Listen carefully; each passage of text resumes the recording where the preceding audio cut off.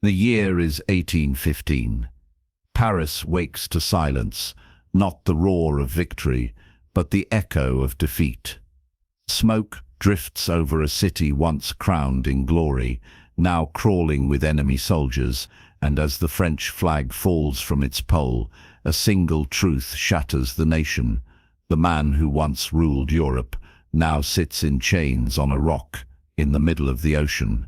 France had never known silence like this. The cannons had stopped, the cheering had vanished, and the heartbeat of empire, that thunder that once shook the world, was gone. In its place lingered only disbelief. For years, Napoleon Bonaparte had been more than a ruler. He was France itself, its pride, its destiny, its proof that greatness could be forged by will alone. But now he was gone, and France stood alone in the wreckage of its own ambition. The streets of Paris were heavy with the smell of smoke and surrender. Foreign soldiers, British redcoats, Prussian dragoons, marched where once French guards had stood. The people watched in silence as the white flags of the Bourbon monarchy replaced the tricolour that had led them through revolution and empire. It was as if the soul of the nation had been stripped bare, replaced by an image of the past they no longer believed in. In the café, people whispered the unthinkable. Could the emperor truly be gone forever?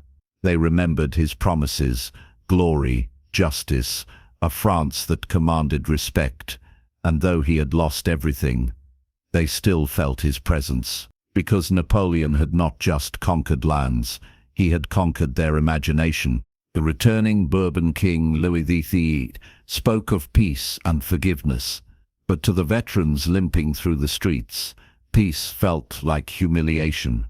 They had marched across Europe, seen the world tremble before their eagle banners, only to return home and beg for bread. The medals on their tattered coats no longer meant honor. They were reminders of a dream betrayed. Yet beneath the quiet grief, something restless stirred. The people had seen too much to simply go back. They had tasted power, revolution, and destiny, and no king could erase that memory. The farmers returning to their fields, the mothers burying their sons, the soldiers wandering without purpose, all carried within them a faint echo of the empire that once was. Napoleon's fall had left a wound, but it had also planted an idea. That one man, from nothing, could rise above kings and shape the world. That belief, dangerous, powerful, uncontainable, still lived in the hearts of the French. And though the empire had crumbled, its shadow still stretched across Europe. Far away on the lonely island of St. Helena, the exiled emperor sat in silence, staring out at the endless ocean. He had ruled the world, and now he was its prisoner. But his story was far from over, because the world could take away his crown, his armies, his empire, but not his legend. That would continue to grow, haunting France, inspiring rebellion, and shaping the nation's soul for generations. France had fallen, but from its ruins, something unseen was beginning to rise. Not a new empire of swords and cannons, but an empire of memory, myth, and unbreakable spirit. Before he was a legend, before his name echoed through history books and battlefields, Napoleon Bonaparte was simply a man, small in stature, born on a remote island called Corsica, driven by a hunger the world could not comprehend. That hunger was not for wealth or comfort, it was for greatness. He wanted to be remembered, and for a time he would make the entire world remember nothing but him. From the moment he seized power in 1799, France became an extension of his will. He inherited a nation torn by revolution, chaos, blood, and broken promises, and forged it into the mightiest empire Europe had seen in 1,000 years. His brilliance in war was unmatched, his political genius undeniable. Crowning himself emperor in 1804 was not arrogance alone, it was symbolism. It was Napoleon declaring that destiny itself now wore French colors. He rose like a storm, sweeping across Europe with the precision of a mind that saw battle as a chessboard and nations as pieces. The world watched in awe as Austria, Prussia, Spain and Italy fell before him. Even Russia trembled. He was not merely conquering, he was reshaping the order of civilization. Monarchs hated him. People worshipped him. To the French, he was proof that one man could rise above kings, gods, and fate itself. But what made Napoleon so dangerous was not his army, it was his vision. He believed in merit, in progress, in a Europe guided by reason, not birthright. He built schools, reformed laws, and rewrote systems of governance that still endure today. Yet in his brilliance lay his blindness, his belief that his will could bend all others. He mistook fear for loyalty, admiration for love, and in that illusion his downfall began. The wars dragged on, each victory costing more blood, more hope. France was bleeding for its emperor, yet could not stop cheering his name. In the frozen fields of Russia, Napoleon's invincibility met its match. The retreat from Moscow was not just a military defeat, it was the unraveling of a myth. His soldiers, once symbols of glory, became ghosts trudging through snow, their empire dissolving with every frozen breath. And yet, even as his world collapsed, he refused to yield. In 1814, with Paris threatened and his marshals abandoning him, Napoleon abdicated, not to surrender, but to regroup. They sent him to Elba, a tiny island off the Italian coast. The world thought the lion had been caged. But Napoleon was not finished. On Elba he ruled as if he still commanded an empire, inspecting troops, dictating plans, waiting, and when the time came, he escaped. He landed once more on French soil, alone, unarmed, facing an army sent to arrest him. The soldiers hesitated. Then, as he stepped forward and opened his coat, he shouted, "If there is any man among you who would kill his emperor, here I stand." No one fired. Instead, the men who were meant to capture him knelt before him, weeping. In that moment, France remembered. In that moment, Napoleon was emperor again.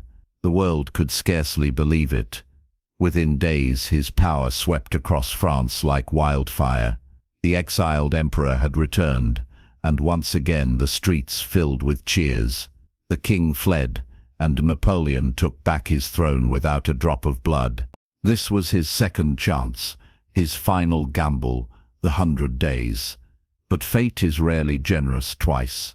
The monarchs of Europe, terrified that his resurrection would ignite revolution anew, united against him. The armies of Britain and Prussia advanced, and on June 18th, 1815, at Waterloo, the dream finally broke. Under relentless rain, the cannons thundered, and the mud turned red. Napoleon, once the architect of empires, watched as his fate collapsed before his eyes. When the smoke cleared, it was over. Not just a battle, but an era. Captured by the British, he was sent far away. Not to Elba this time, but to St. Helena, a barren rock in the South Atlantic. There, surrounded by guards and endless sea, Napoleon spent his final years rewriting his own story, dictating memoirs, reflecting on destiny, crafting the myth that would outlive him. He had once ruled half the world. Now he ruled memory itself. His words turned defeat into legend. He called himself a victim of betrayal, a man too great for his time. And France, mourning its lost emperor, began to believe him. He died in 1821, alone, unbowed, staring at the horizon, as if daring it to remember his name. And it did, because Napoleon Bonaparte, the man who rose from nothing to command nations, had done what few in history ever could. He became immortal. But while his body turned to dust on a lonely island, his absence changed France more than his presence ever had. The empire had fallen, but the ghost of its ruler haunted every palace, every street, every heart. The question now was not what Napoleon had been, but what France would become without him. For years, the world had watched Napoleon rise with awe, but it was his fall that revealed how fragile power truly is. The man who once dictated the fate of kings now faced betrayal from those who had once sworn loyalty unto death. His empire did not collapse from the outside, it crumbled from within. By 1814, the once mighty armies of France were shadows of their former glory. After years of endless war, the country was exhausted. Families were broken, fields were empty, and the people were tired of fighting for a dream that had turned into a nightmare. The endless battles that once defined Napoleon's greatness had now drained the nation's soul. Every victory had come at the price of another generation's blood, and as the Allied armies closed in, Napoleon's most trusted marshals, men who had followed him from his earliest campaigns, began to waver. They saw the walls closing in, the hopelessness of the fight, and they turned away. One by one, they surrendered, negotiated, or stood aside. It wasn't just betrayal, it was survival. The empire had become too heavy for even the most loyal hearts to carry. When the Allies entered Paris in March 1814, the unthinkable happened. The city of Napoleon, his crown, his symbol, his creation, opened its gates to the enemy. His wife, Empress Marie-Louise, fled with their son. His generals begged him to surrender. For the first time in his life, Napoleon faced a battle he couldn't win, not on the field, but within his own ranks. Still, he refused to give in easily. He tried to rally his troops at Fontainebleau, planning to march on Paris once more. But when he saw the despair in the faces of his soldiers, he knew it was over.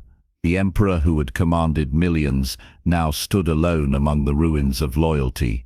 And on April 6, 1814, Napoleon signed his first abdication. He laid down his crown, not because he had lost faith in himself, but because France had lost faith in him. The moment he left the throne, the world seemed to exhale. The Allies rejoiced. Monarchs celebrated, and the old order returned to Europe. Yet, for Napoleon, it was not defeat that broke him. It was betrayal. The same people who once called him a god now called him a tyrant. The same generals who owed their fame to his victories now bowed to the returning Bourbons. As he departed for exile on the island of Elba, the once unstoppable emperor watched the shores of France fade into the mist. He had given the nation everything, its laws, its institutions, its pride, and now it had cast him aside. But the world did not yet understand who they were sending away. They believed they had banished a man. In truth, they had exiled an idea. On Elba, Napoleon tried to mask his humiliation with discipline. He rebuilt roads, organized an army of a few hundred men, and pretended to rule his miniature island with the same precision as his empire. Yet at night he would walk alone along the cliffs, staring toward the horizon where France lay. The silence must have been unbearable for a man who once commanded the noise of nations. He was still adored by many soldiers, officers, and citizens who believed his exile was a crime. They sent him letters, gifts, and whispers of discontent. France, they said, was restless.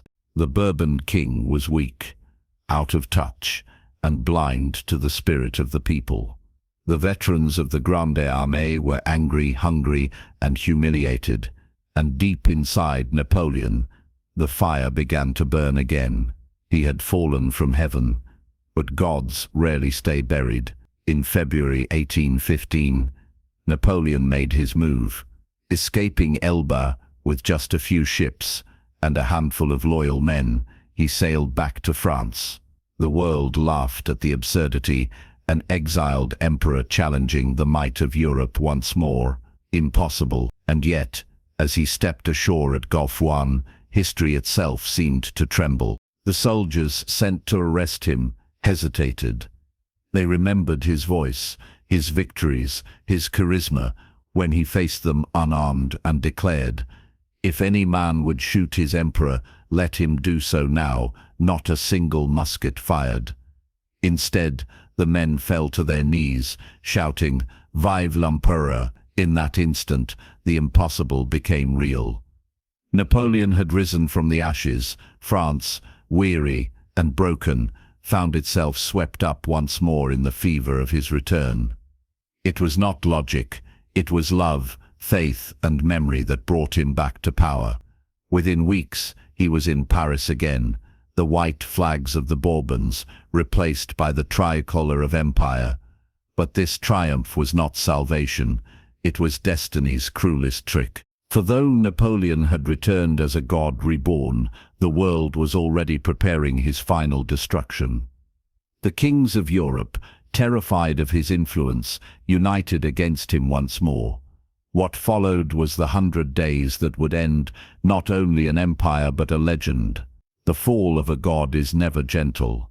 It comes with the same thunder that once heralded his rise. Napoleon's final defeat was not just the loss of power, it was the breaking of belief. The people who had once worshipped him had now seen that even gods can bleed, even empires can die, and even destiny can be betrayed. The emperor was mortal after all, but in that mortality he became something far greater, the eternal symbol of ambition, of the human will to rise, fall and rise again. When the echoes of Waterloo faded, France was left staring into the abyss. The cannons had stopped, the banners were torn, and the dream of empire had died in the mud. But defeat is never only about the battlefield, it's about the cost that follows. And for France, the price of Napoleon's ambition was far heavier than any crown he ever wore. The nation that once dominated Europe was now occupied, exhausted, and bankrupt. The Allied armies, British, Prussian, Austrian, Russian, poured into the country like a flood, each one demanding payment, territory and humiliation. Paris, once the jewel of the empire, was no longer French alone. Foreign boots trampled its cobblestones, foreign flags hung in its streets, and foreign voices dictated its future. The people were numb. They had believed in the promise of glory, that every battle, every sacrifice, every drop of blood spilled in Napoleon's name would lead to a better France. Instead, they found themselves surrounded by ruin. Farms burned, cities emptied, families broken by decades of war. The same cannons that had roared across Europe had now left their homeland in silence. Napoleon's wars had consumed an entire generation. Nearly 1 million Frenchmen had died under his eagles. Sons, fathers, brothers, all sacrificed to an empire that had vanished in a single storm of musket fire and betrayal. In the countryside, widows outnumbered men. Children grew up fatherless, learning not from the victories of their country, but from its grief. And yet, even as France mourned, there was anger, because this was not the end. The people had been promised. They remembered the revolution, the cries for liberty, equality, fraternity. They remembered the rise of the young general who said France would never again kneel before kings. And now they watched as the Bourbon monarchy, that old relic of privilege, sat once more on the throne. To many it felt as if the last 25 years, the revolution, the wars, the empire, had all been for nothing. The Bourbon king, Louis XVIII, tried to heal the wound by offering forgiveness. But the French did not want forgiveness, they wanted purpose. The veterans of Napoleon's army, once the pride of the nation, were now outcasts. They returned home in rags, broken in body and spirit, only to find a country that no longer recognized them. The monarchy feared them. The people pitied them. These were men who had marched through fire for an emperor who promised them immortality, and now they could barely feed their families. In taverns and cafes, they gathered to tell stories, not of defeat, but of glory. They spoke of Austerlitz, of Gina, of the golden years when the true-to-color flew over half of Europe, their eyes would shine again for a moment before the reality of their present dimmed it. The empire was gone, but in their hearts it still lived. They sang old marching songs softly, as if keeping the memory alive was an act of rebellion, and perhaps it was. Because even as France lay in ashes, the spirit Napoleon had awakened, refused to die. The idea that France could be something greater, that destiny belonged not to kings, but to those who dared, still burned quietly beneath the surface. That was the true price of ambition. Napoleon had made the French believe they were capable of anything, and now they could not go back to believing they were ordinary. But for now, survival was all that mattered.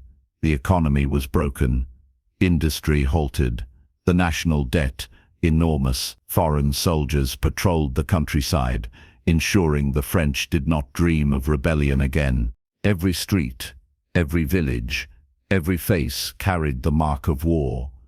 And yet, the deeper the pain, the stronger the memory became. The people cursed Napoleon for what he had done, but they could not forget what he had given. For all his arrogance, he had shown them the taste of power, unity, and pride. He had made France feel alive. Now the nation had to learn to live without him. But the shadow of his ambition lingered over every decision, every leader, every heart. No matter how hard the Bourbons tried to erase him, Napoleon remained. In the songs of veterans, in the stories whispered by mothers to their children, in the silence of those who had seen his armies march by, France was left in ruins. Yes, but ruins can be rebuilt. The real question was, rebuilt into what? A monarchy clinging to the past, or a nation that would once again rise from its pain and reclaim its destiny? The world believed the chapter of Napoleon was closed, but history, as it often does, had other plans, because while his empire had fallen, his ideas about power, progress, and pride were only beginning to take root. The tricolour came down. The white flag of the Bourbons rose once again. Paris watched in uneasy silence as King Louis XVII, brother of the executed Louis XVI, returned to reclaim the throne. After 25 years of revolution, terror, and empire, France was, on paper, a monarchy once more. But beneath the velvet and ceremony, the nation seethed. Louis XVIII was no fool. He knew the throne he sat on was fragile, built not on faith or loyalty, but on exhaustion. The people were tired of war, tired of sacrifice. They wanted peace, bread, and stability. Yet, the return of the monarchy felt like an insult to everything they had fought for, from the storming of the Bastille to the march of the Imperial Guard. The ghosts of the revolution still haunted the streets, and now they whispered, "Was this what we bled for?"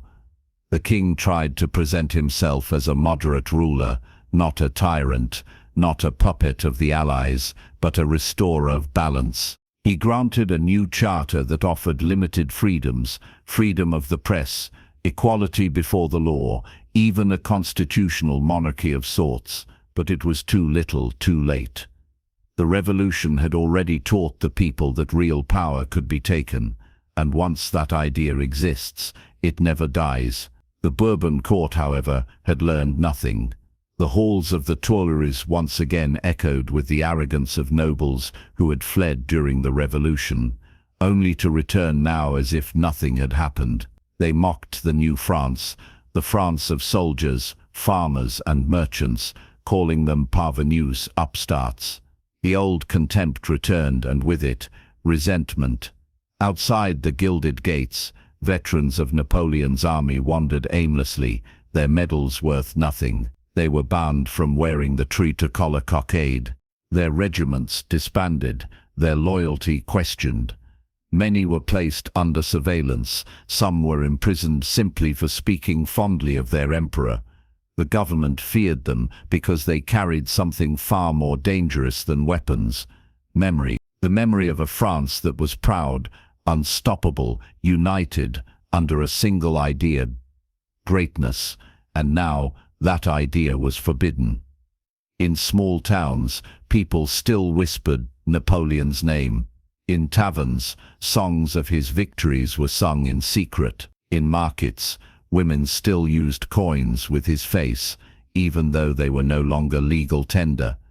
The king sat on his throne, but his people's hearts still belonged to the man they called l'Empereur. Louis XVIII tried to bridge the divide, but he was a relic in a new world.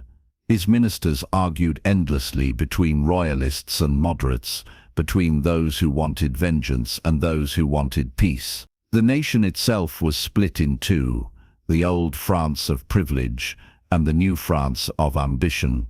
The monarchy was back, but it ruled over a people who had outgrown it. Meanwhile, in exile on Elba, Napoleon watched. He read the newspapers smuggled to him by loyalists. He knew France was restless. He knew the soldiers still loved him. And he understood something the Bourbons never would: that his legend was stronger than their bloodline. The Restoration was supposed to bring peace. Instead, it brought tension, invisible, but everywhere. It was in the way the people saluted former officers on the street, in the way children played the emperor in the fields, in the quiet defiance of the veterans who still wore their medals under their coats. The monarchy ruled France, but Napoleon ruled its imagination, and imagination is a dangerous thing. For months, the government tried to silence any mention of him, but each attempt only made his legend grow. Every insult against Napoleon became a spark that rekindled loyalty. The king and his court celebrated in gilded halls, unaware that far away, across the Mediterranean, a storm was gathering. Because even a fallen emperor can hear the call of destiny. And in 1815, destiny whispered once more. The people's faith, the soldiers' loyalty, and the king's blindness would soon collide, and France would once again find itself on the edge of chaos. It began like a rumor carried by the wind, a whisper in Marseille, a murmur in Lyon, a soldier's secret smile in Grenoble. And then one morning, France woke to the impossible. Napoleon Bonaparte had escaped Elba. The man the world thought buried by history was sailing back straight toward the nation that had sworn never to see him again. No army, no fleet, no empire. Just one ship, a handful of loyal veterans, and a fire that refused to die. On March 1st, 1815, he landed on the southern coast of France, near Cannes. The beaches were silent as he stepped ashore, not as an emperor, not even as a general, but as a man returning from exile, facing the country that had betrayed him. His uniform was worn, his sword dull, but his presence was electric. "Soldiers of France," he declared, his voice echoing against the hills, "you know me. If there is one among you who would kill his emperor, here I stand." No one fired. Not a single musket moved. Instead, they dropped to their knees and shouted, "Vive l'Empereur!" That single cry spread like wildfire. Town after town, garrison after garrison, the people joined him. The army sent to stop him ended up joining him instead. It wasn't conquest. It wasn't force. It was faith. Faith reborn. Within 20 days, without spilling a drop of blood, Napoleon marched into Paris once again. Louis XVIII fled in panic, his carriages rolling out of the city under the cover of darkness. The Bourbon monarchy crumbled like dust before the storm. The impossible had happened. Napoleon was emperor once more. But this time, the France he returned to was not the one he had left. The faces were older, the streets quieter, the people hopeful, but wary. They had followed him through glory and ruin, and now they wondered, was this his redemption, or his obsession? Napoleon, too, had changed. The exile had softened his pride, sharpened his vision. He spoke not of empire but of peace. "I come not to shed blood," he told his ministers, "but to rebuild what was lost." He promised a new constitution, liberty of the press, reconciliation with the church, and a France that would never again be ruled by foreign hands. For a moment, a fleeting, fragile moment, the dream returned. The world, however, did not share that dream. Across Europe, monarchs trembled. The British, Prussians, Austrians, and Russians all saw his return not as a miracle, but as a threat. They remembered what his armies had done to their lands. They remembered his ambition. Within weeks, they formed a new coalition. Europe was uniting once more, not for progress, but for vengeance, and Napoleon knew it. He had only one chance: strike fast, strike first, before the Allied armies could unite. France could not endure another long war. Its coffers were empty, its soldiers weary. Yet the emperor believed in destiny one last time. He gathered his men, the veterans who had followed him from the deserts of Egypt to the snows of Russia, and rode out before them. He said words that burned into memory. "You have been betrayed, but I have returned to save you. The enemy believes France has fallen. Let us prove them wrong." And they did, for a time. The eagles flew once more. Drums thundered. Banners rose. For 100 days the empire breathed again.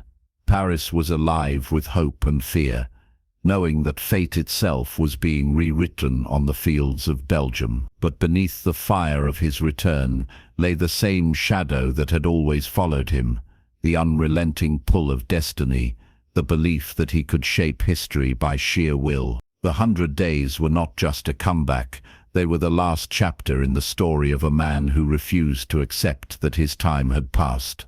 France stood divided between love and fear. Some saw him as a savior reborn, others as a ghost who would drag them back into war, but none could deny his power, the way he could make an entire nation feel alive again. Even his enemies, watching from across Europe, could not help but admire the audacity of it. For the last time, Napoleon had defied the world. He had risen from exile, turned defeat into victory, and reminded France and history that legends don't fade quietly. They blaze, even as they burn out.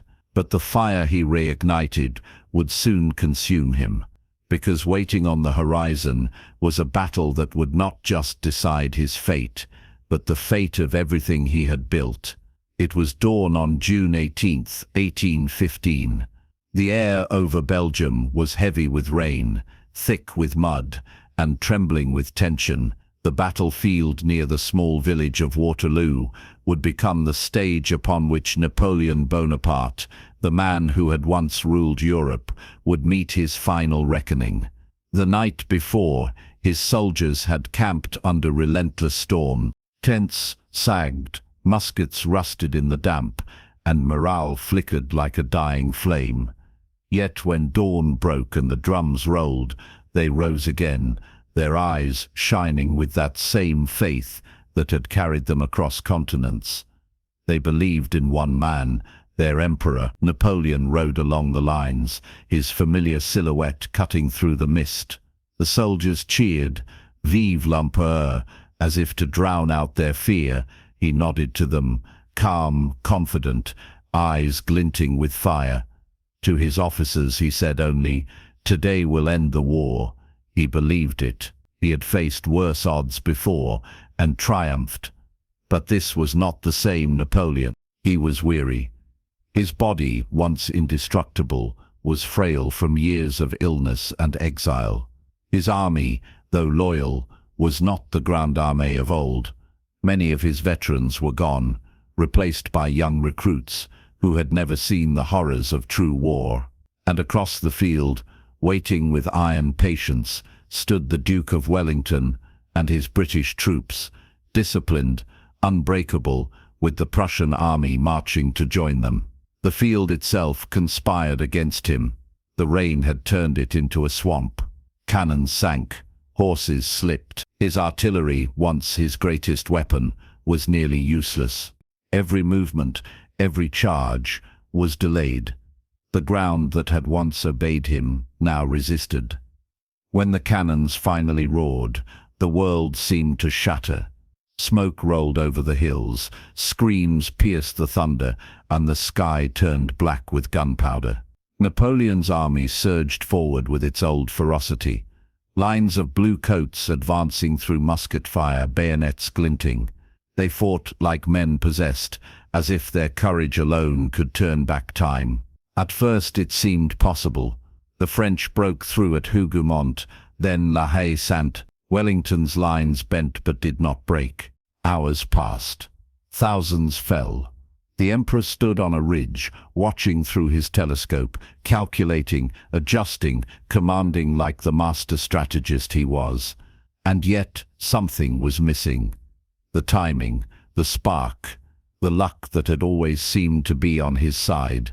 At around 4 p.m., the ground began to tremble with a new sound. Drums, distant but growing.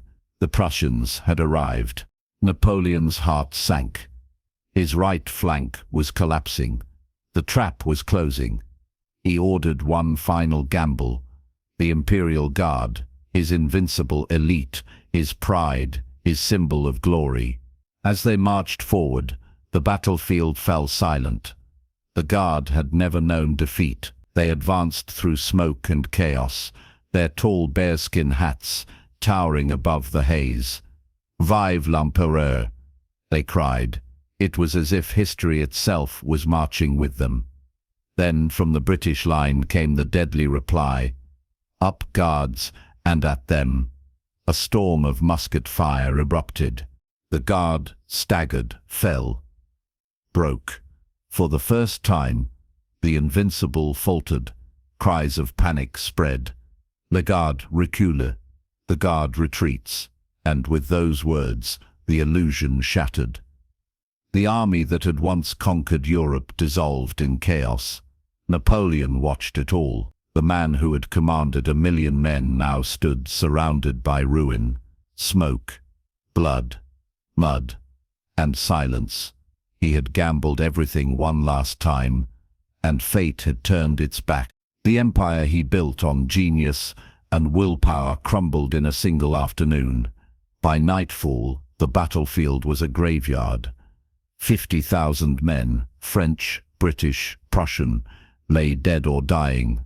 The rain returned, washing over them like a cruel baptism. Napoleon rode away quietly, no fanfare, no music. The legend was ending, not with a coronation, but with retreat. When he reached Paris, the truth followed swiftly.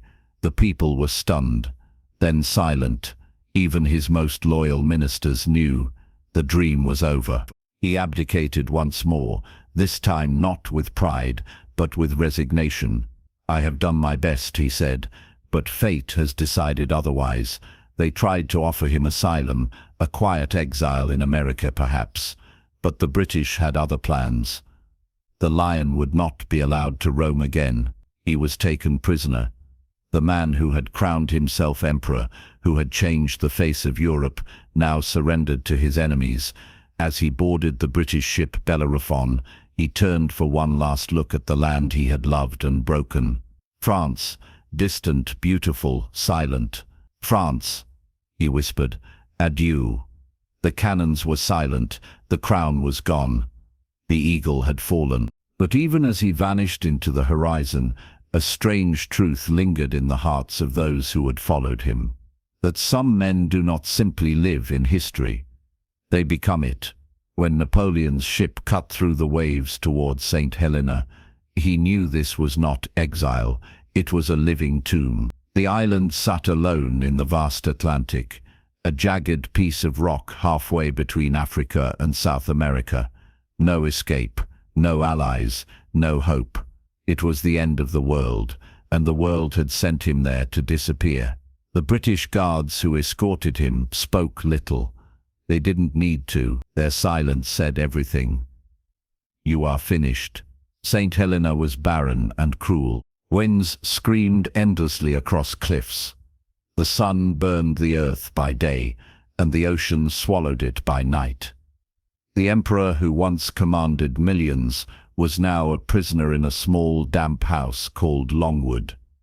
The ceilings leaked, the food was foul, and the humidity rotted his health. The once mighty general, who had ridden through the Alps, now paced a few feet of cracked stone, day after day, surrounded by guards, yet he refused to break.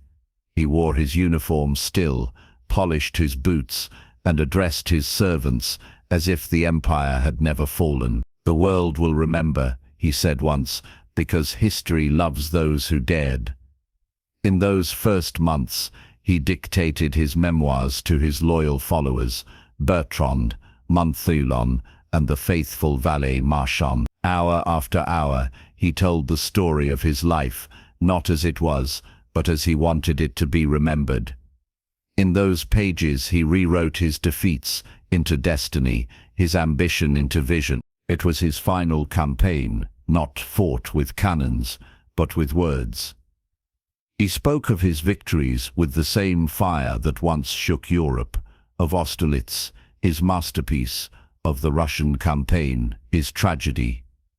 He described his vision for France, for Europe, for humanity. "They think I am gone," he said, "but I am planting the seeds of the future."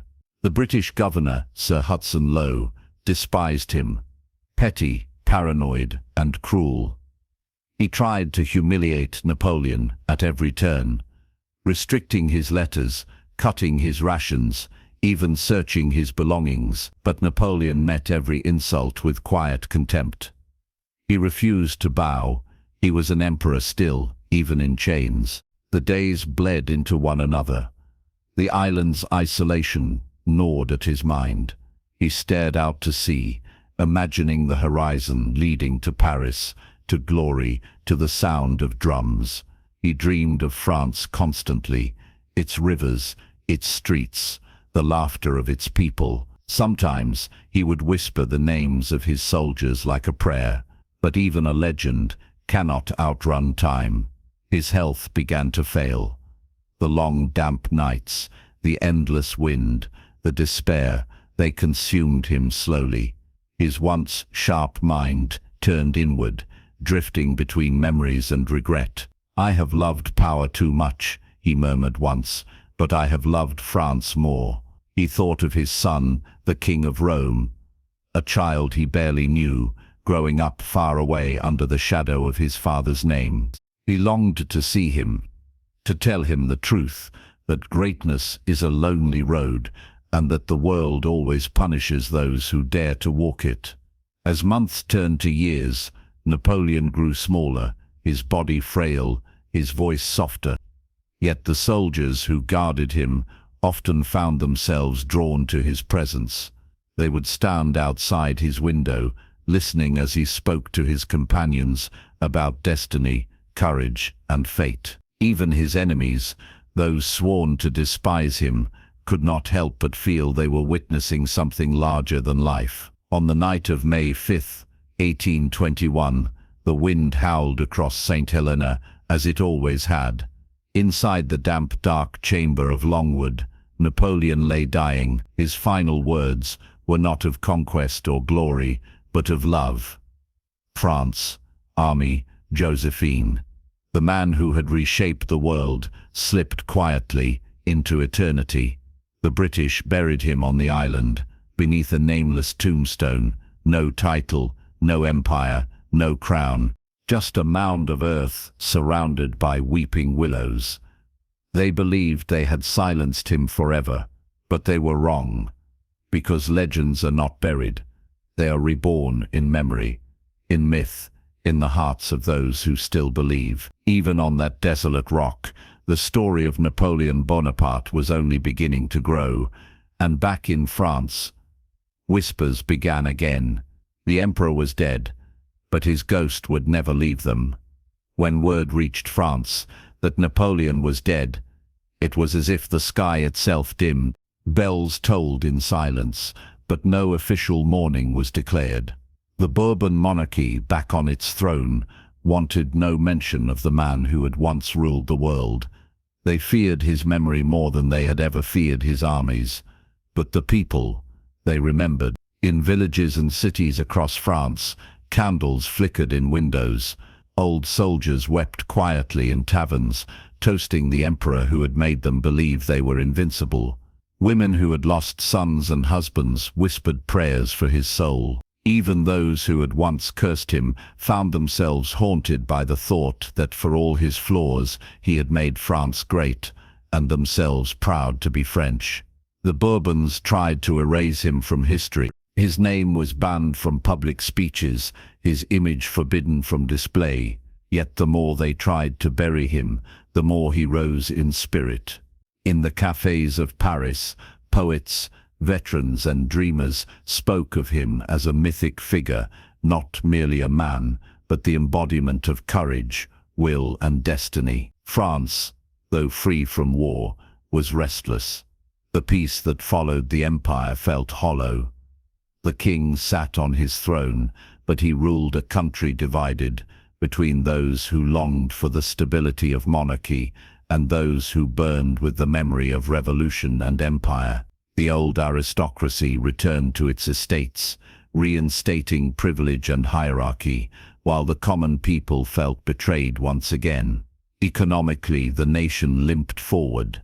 The wars had drained its treasury, and the humiliation of defeat lingered like a wound that refused to heal. The Allies had redrawn Europe, carving out territories and restoring monarchies, but they could not erase what Napoleon had awakened. The idea of a nation united by merit, not birth. That was his true legacy. Invisible, yet unstoppable. Every young officer, every scholar, every politician who rose in the years after his death carried, consciously or not, a fragment of his vision. They had seen what was possible, how a single man, born in obscurity, could rise by talent and will alone. That dream could not be unlearned. Even his enemies began to admire him in death. Writers painted him as the tragic hero of modern times, a man consumed by ambition, but driven by destiny. Artists filled their canvases with his image. Musicians composed symphonies in his honor. And among the people legends grew, tales of his return, of hidden treasure, of signs that the emperor would one day rise again. For the monarchy, ruling such a haunted country was like governing a ghost. No matter how many years passed, no matter how many decrees they issued, Napoleon remained. Children learned his name before they learned their prayers. Veterans told stories of Austerlitz as if it had happened yesterday. His shadow stretched over every throne in Europe, and so, paradoxically, his death gave him immortality. In the decades that followed, France would rise and fall again. Revolutions, republics, new emperors, each one in some way chasing the phantom of Napoleon. His image became not just history, but identity. He was the dream of power, the warning of pride, and the eternal question: how far can one man go before greatness becomes tragedy? The Bourbons, desperate to legitimize themselves, tried to ignore him. But time has no mercy for kings without vision. They were overthrown again in 1830. The people had not forgotten. The world had moved on, but France had been forever changed, restless, ambitious, and unwilling to be ruled by the past. Years later, when King Louis Philippe negotiated the return of Napoleon's remains from St. Helena, millions lined the streets of Paris to witness the procession. As the coffin passed, covered in imperial purple and gold, the city erupted into tears and cheers. "Vive l'Empereur!" they cried, the same words shouted on battlefields long ago. The king, watching from his palace, understood then what generations would come to realize. Napoleon Bonaparte had won a different kind of victory. He had lost his empire, but conquered eternity. For France, the emperor's death was not an ending, but a mirror forcing the nation to confront who it was, what it had become, and what it still longed to be. And as the tomb closed over his body, a quiet truth settled in the hearts of his people. France, without Napoleon, was not weaker, nor freer, just emptier. Because for a brief, burning moment in history, one man had made them believe that destiny was theirs to command. History has many conquerors, men who seized land, toppled thrones, and reshaped maps, but there are few who transcended victory and defeat to become something more enduring. Myth. Napoleon Bonaparte was not merely a general, not merely an emperor. He was an idea so vast that even death could not contain it. The world that once feared him could not stop talking about him. Scholars debated his genius, poets romanticized his downfall, and revolutionaries whispered his name like a prayer. Across Europe, from Russia to Spain, statues of kings stood again, but it was Napoleon's shadow that loomed over them all. He had started as a Corsican outsider, a boy mocked for his accent, his ambition, his hunger for greatness. Yet he rose, through brilliance and will, to become the master of nations. That journey, from obscurity to immortality, became the story of human potential itself. He proved that destiny was not a birthright, but something forged. That greatness, even when it consumes you, is worth the cost of daring. For France, his legacy was both a blessing and a curse. He had given them glory, unity, pride, and pain. He left behind a nation that could no longer settle for mediocrity. Every ruler who followed lived in comparison to him. Every revolution invoked his memory. Every generation asked the same question: could there ever be another Napoleon? But his influence spread far beyond France. Across the world, leaders studied his tactics, his charisma, his psychology. The United States built military academies based on his principles. Prussia reformed its army to match his organization. Even his enemies admitted that he had changed warfare forever. Not just how battles were fought, but why they were fought. He was the first modern ruler to understand propaganda, to harness myth while still alive. The eagle, the traitor color, the march of the Imperial Guard. These were not just symbols, they were emotions turned into power. He ruled not only through armies, but through imagination, and that imagination survived him. When his body was returned to Paris in 1840, the people wept as if he had died yesterday. The river Seine glimmered with torchlight as his coffin was carried beneath the Arc de Triomphe, the monument he had ordered built to honor his soldiers. The air trembled with the cry, "Vive l'Empereur!" Even the king who presided over the ceremony looked small beside the memory of the man he was supposed to honor. They laid him to rest under the golden dome of Les Invalides in a sarcophagus of red porphyry. Eternal, indestructible, imperial, and on that tomb, carved into stone, is not the word emperor, not king, not even general, only one name: Napoleon, because no other word was needed. Generations later, his image continued to inspire revolutionaries, dictators, dreamers, artists.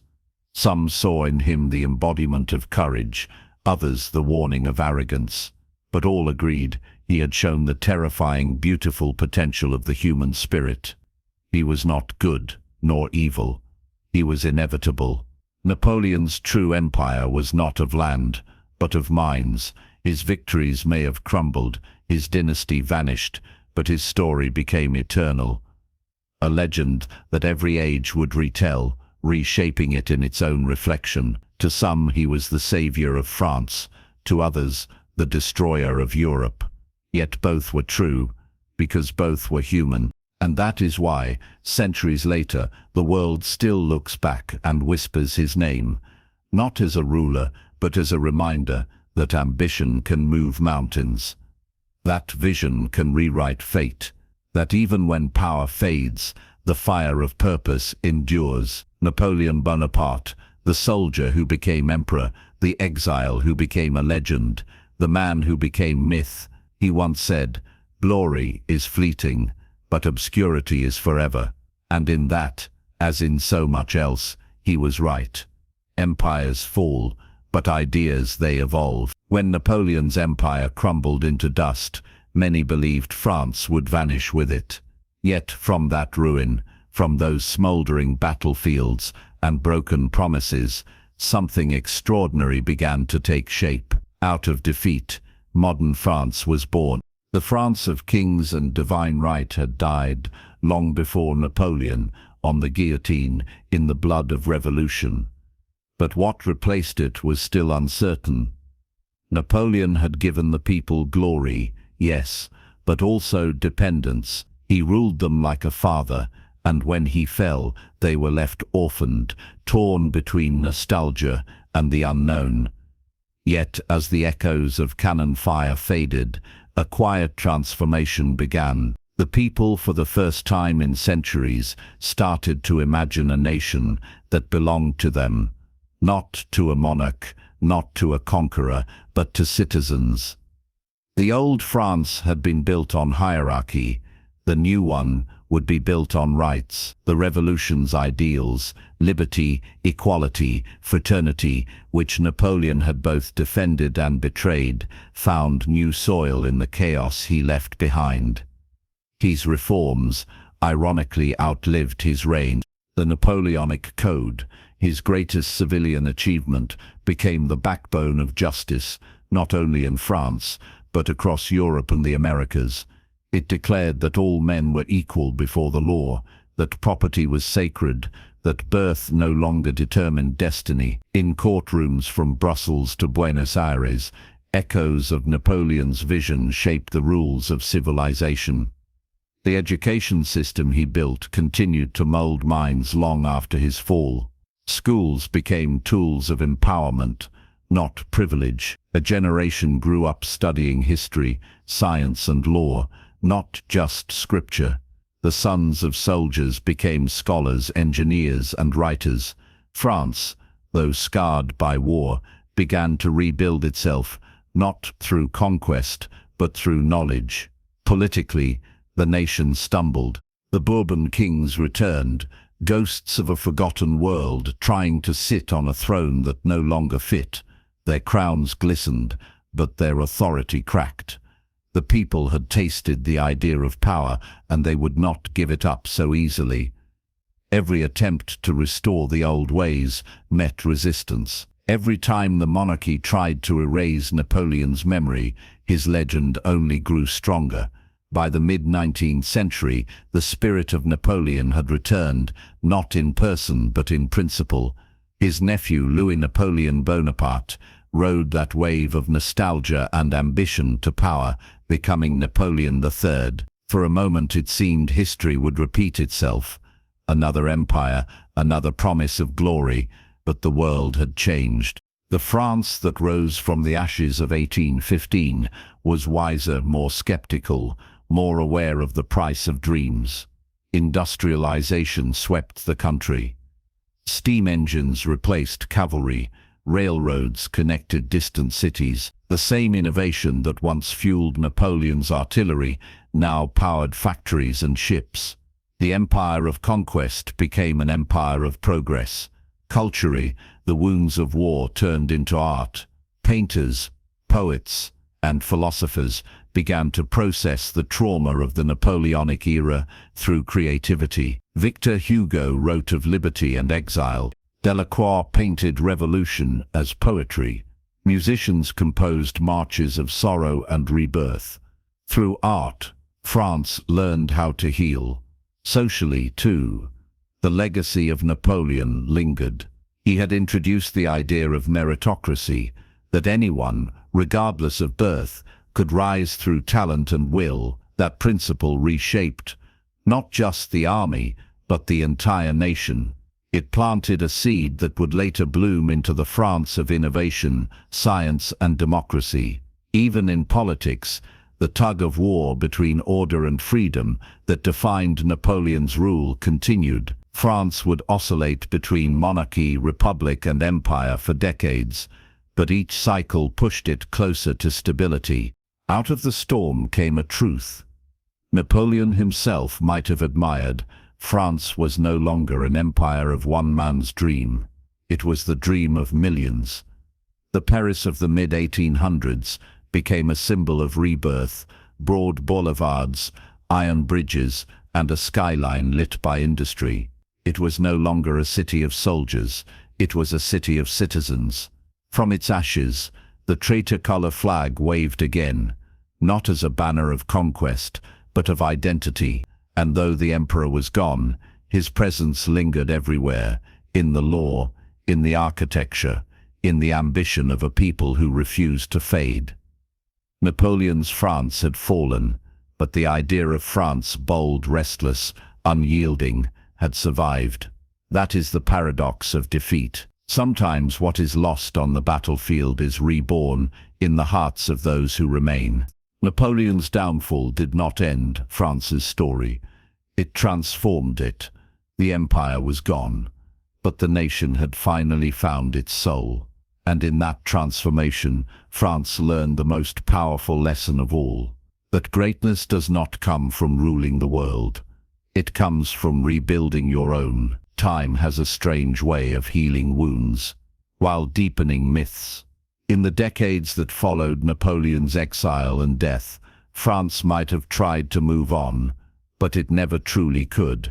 His name, whispered in taverns and sung by soldiers, lived on like a ghost the monarchy could never exorcise. Napoleon had died on a lonely rock in the Atlantic, but his legend had just begun its second life, one more powerful than any crown he ever wore. To understand France after the empire, you must understand what Napoleon became: a memory that refused to die. The Bourbon kings returned to their palaces, hoping to erase him from history, but the people remembered. Peasants still toasted to his health in secret. Veterans wore their medals in defiance. Mothers told their children bedtime stories of the little corporal who rose from nothing and changed the world. His name became a symbol of ambition, courage, and the dream of equality. He was no longer just a man who fought wars. He was the embodiment of what France believed about itself: that it could fall and rise again. His image appeared everywhere, on posters, in paintings, in the hearts of those who had never even seen him. The legend grew with every passing year, filling the void that reality had left behind. By the time his remains were returned to Paris in 1840, Napoleon was no longer seen as a tyrant or a conqueror. He was a martyr. The journey of his body from St. Helena back to France was more than a funeral procession. It was a resurrection. Thousands lined the streets, cheering through tears as his casket passed beneath the Arc de Triomphe, the monument he had once dreamed of walking under in victory. For that brief moment, the people of France weren't just honoring a dead emperor, they were reclaiming their lost pride. The king, Louis-Philippe, authorized the return, hoped to use the emperor's memory for political gain, but the crowd wasn't cheering for him. They were cheering for the man who had made them believe in destiny. And so Napoleon's myth became untouchable. It passed into art, literature, and philosophy. Writers like Victor Hugo and Honoré de Balzac wrestled with his duality. Was he a hero or a monster, a visionary or a madman? Painters like Ingres and Gerard immortalized his image in glowing portraits, while composers turned his story into music that thundered with tragedy and triumph. Every generation found its own version of Napoleon, and every version reflected its own struggle with power and ambition.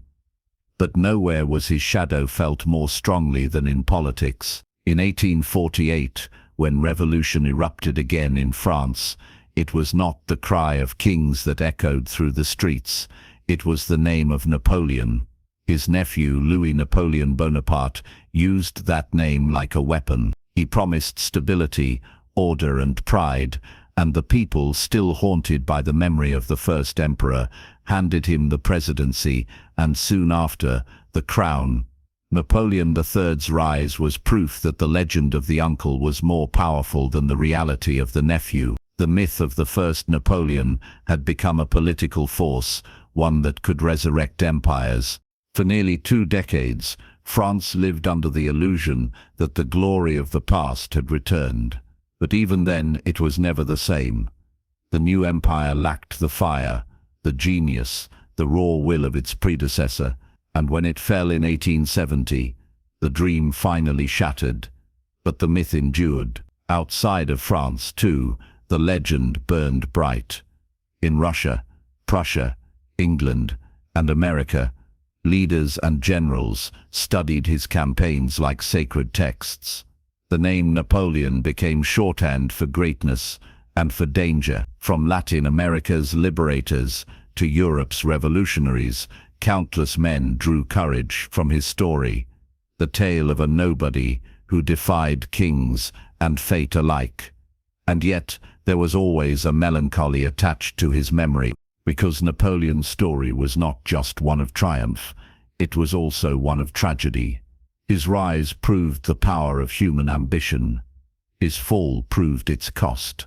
To some, he was a warning that no amount of power can conquer the human need for more. To others, he was proof that one life, even one, could change the course of history forever. In the decades that followed, as France entered the modern age, the image of Napoleon continued to evolve. In classrooms, teachers spoke of him not as a villain or a saint, but as a mirror of humanity's brilliance and its flaws. His statue stood in city squares, not as a ruler, but as a reminder that the pursuit of greatness comes with both glory and ruin. And even today, 2 centuries later, the fascination endures. Filmmakers, writers, and historians still return to his story, because it is, at its core, the story of us all.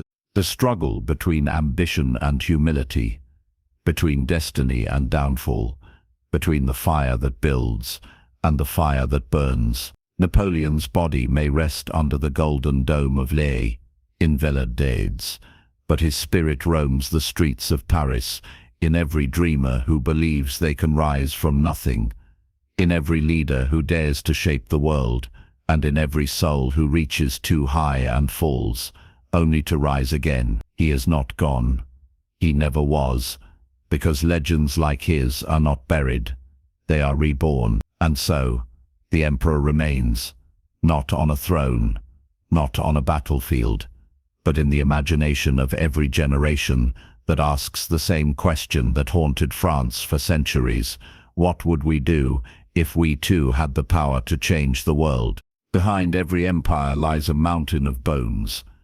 When the dust of Napoleon's wars finally settled, Europe looked like a graveyard, not just of soldiers, but of dreams, families, and futures. For all the grandeur of strategy and the brilliance of conquest, what remained was the silent cost. The faces that history forgets. Napoleon's rise had reshaped Europe. His fall broke it open. In his ambition to unify the continent under French order, he had ignited fires that consumed generations. From the frozen fields of Russia to the blood-soaked soil of Spain, millions perished. Not just soldiers, but civilians caught in the crossfire of empires. Villages burned, borders shifted, and entire nations were rewritten. The wars of the Napoleonic era killed more than 4 million people. That number, though vast, barely captures the scale of the suffering. Every home from Lisbon to Moscow carried a scar, a missing son, a ruined town, a widow praying for a letter that never came. The map of Europe, once a patchwork of kingdoms and republics, became a mosaic of grief, and yet, amidst that ruin, something remarkable began to stir. The fall of Napoleon forced Europe to confront its fragility, to realize that power without peace was a curse. The Congress of Vienna, convened in 1815, was supposed to restore order. Kings and diplomats gathered in gilded halls to redraw the map he had torn apart. They spoke of balance, stability, and the restoration of monarchies. But beneath the surface, nothing was the same. because Napoleon had awakened something they could not undo, the idea that people, not kings, could shape their own destiny. His conquests had spread revolutionary ideals far beyond France's borders. In Germany, Italy and Poland, nationalist movements began to grow. Men who had once fought against him now carried his spark. The age of absolute monarchy was ending, and the age of nations was being born. But the transition was painful. The old powers, Austria, Prussia, Russia, wanted to freeze time, to bury revolution forever. They reinstated borders, censored newspapers, and hunted radicals, yet rebellion lingered, like smoke. Everywhere the people whispered of liberty, of equality, of self-rule. Napoleon had failed to build his empire, but he had succeeded in breaking the old world's illusion of permanence. France, too, suffered deeply. The return of the Bourbons brought division and resentment. Veterans of the Grande Armée were left to beg in the streets, their medals tarnished, their glory forgotten. Mothers and wives who had sent their men to fight under the tricolor now lived in silence, their sacrifices erased by royal decrees. The promise of the revolution, that the people's struggle had meaning, seemed to have died on St. Helena with the emperor, but history has a way of finding meaning in pain. The massive loss of life, the devastation across Europe, forced philosophers and thinkers to ask new questions. Could progress exist without conquest? Could nations rise without blood? From those questions, modern Europe began to form, slowly, painfully, but inevitably. The economies of Europe, shattered by war, had to rebuild. Trade resumed, factories emerged, cities grew. The Industrial Revolution gained momentum, not despite Napoleon's fall, but because of it. War had taught Europe the price of division, and now, in its aftermath, the continent began to turn toward cooperation, even if only out of exhaustion. In art and literature, the trauma of Napoleon's downfall became immortalized. Poets like Lord Byron and Pushkin wrote of glory and ruin. Beethoven, once inspired by the emperor, tore up his dedication in rage when Napoleon crowned himself. And yet, even his anger was admiration, a recognition of how deeply one man had altered the soul of Europe. The veterans who returned from war carried stories that became legend. Around campfires and in village taverns, they told of frozen marches, of impossible victories, of the man who could look death in the eye and smile. Those tales became the foundation of European identity, the shared experience of survival. But the human cost was not only physical, it was moral. Europe had seen what happens when one man's vision consumes an entire continent. The old gods of empire and conquest began to lose their allure. In their place grew the seeds of diplomacy, human rights, and collective governance. It would take another century and another world war for those seeds to bloom fully, but their roots were here, in the ashes of Napoleon's dream. The people who lived through his fall understood something that no general's map could capture, that glory fades, but suffering lingers, that every march toward greatness leaves footprints in blood. And yet, they also learned resilience, the ability to rebuild, to forgive, to dream again. Europe was forever changed. The borders would shift again, wars would come and go, but the lesson of Napoleon's fall would echo through the centuries. Power can conquer nations, but only humanity can rebuild them. And in that rebuilding, in the slow, painful rebirth of a continent, the truest legacy of Napoleon's downfall was written. Not in monuments, not in books, but in the quiet determination of those who survived. Because history is not just the story of those who rise, it is the story of those who endure. France had seen the crown pass from monarchs to emperors, from emperors back to kings, and yet none could hold it for long. The people had been loyal, betrayed, inspired, and broken, over and over again. But by the middle of the 19th century, one truth had become undeniable. France no longer needed a ruler to define its destiny. It needed a republic. The fall of Napoleon had left a vacuum not just of power, but of identity. What did it mean to be French? For centuries, the answer had been tied to whoever sat on the throne. Now the people wanted a new answer, one rooted not in divine right, but in human right. When the Bourbon monarchy returned in 1815, it tried to resurrect the old world. But the people had changed. They had seen a commoner become emperor. They had seen glory born not of bloodline, but of merit. They could not forget that. The royalists spoke of tradition. The people spoke of justice. And that tension simmered, decade after decade, until it finally exploded again. In 1830, the July Revolution erupted. Students, workers and soldiers took to the streets of Paris. Barricades rose. The tricolor, Napoleon's flag, the flag of revolution, flew once more. The Bourbon king was overthrown, replaced by Louis Philippe, the so-called citizen king. But even this compromise, monarchy dressed in modern clothes, could not last. The people had tasted power. They would not give it back. By 1848, the dam finally broke. France's economy was collapsing. Jobs vanished, food prices soared, and the working class starved. Once again the streets filled with fire. But this time it was not for an emperor or a dynasty, it was for liberté. The revolution spread like wildfire, toppling not only Louis Philippe but sparking uprisings across Europe. In Berlin, Vienna, Budapest, the same cry echoed, the people must rule. Out of the chaos, the Second Republic was born. For the first time, France elected its leader through universal male suffrage. For the first time, the citizens, not kings, not nobles, decided who would speak for them. It was the culmination of a century of struggle, born from revolution, hardened by empire, and redeemed through blood. And yet, history, ever ironic, had one more twist. The man elected as president of this new republic was Louis Napoleon Bonaparte, the nephew of the emperor. The people still dreamed of the golden days of glory, and they believed his name carried destiny. But destiny, once again, would betray them. Within 4 years, he dissolved the assembly, seized power, and declared himself Emperor Napoleon III.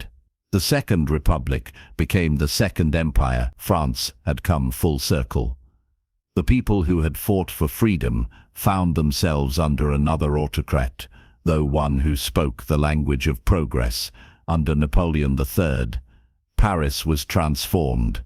Wide boulevards replaced medieval alleys, industry flourished, and the nation prospered. But prosperity, like power, is fragile.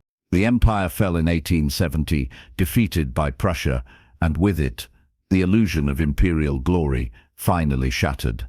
From that defeat, humiliating, total and raw, something irreversible happened. The French people turned away from empire for good. They no longer wanted to be ruled by a man who promised greatness. They wanted a government that promised stability, equality, and voice. And so, in 1870, the Third Republic was born, not in triumph, but in necessity. It was fragile. Yes, a republic born from defeat, haunted by war and divided by ideology. But it was real. It was the first system that truly represented the will of the people, not the will of one man. This time, France began to learn that freedom is not born from revolution alone. It must be built, patiently, painfully, imperfectly. Schools replaced swords.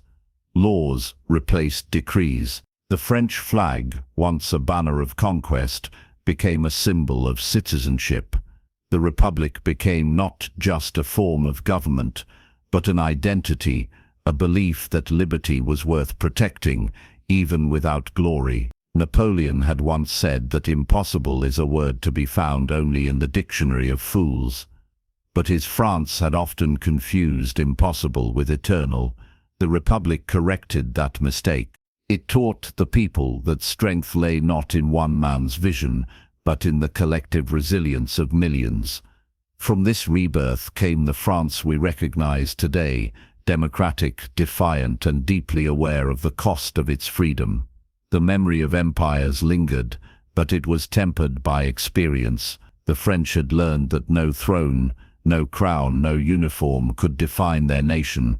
Only their unity could, and in that understanding, France finally fulfilled the promise first whispered during the Revolution and echoed by Napoleon's rise and fall, that liberty once lit can survive anything, even the collapse of empires. The streets that once echoed with cannon fire now rang with debate, music, and progress.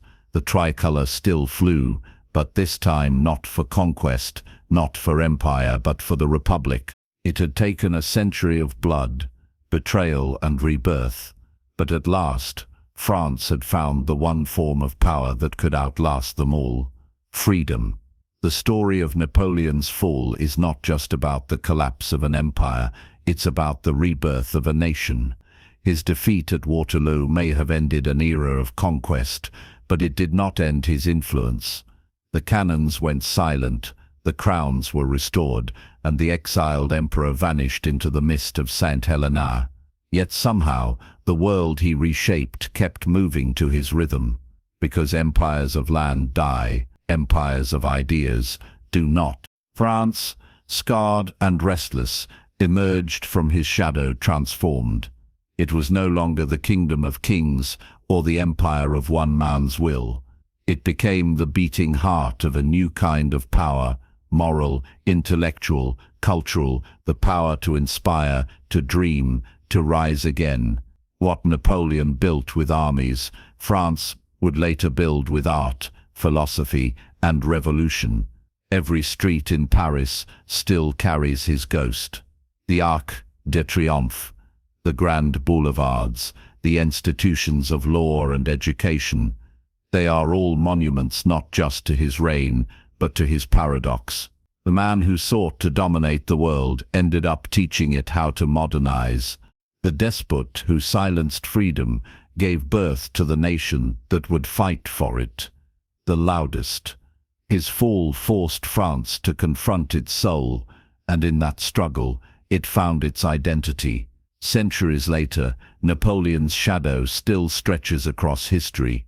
His name is invoked in boardrooms and war rooms, in films and books, in the imaginations of those who see the world not as it is, but as it could be.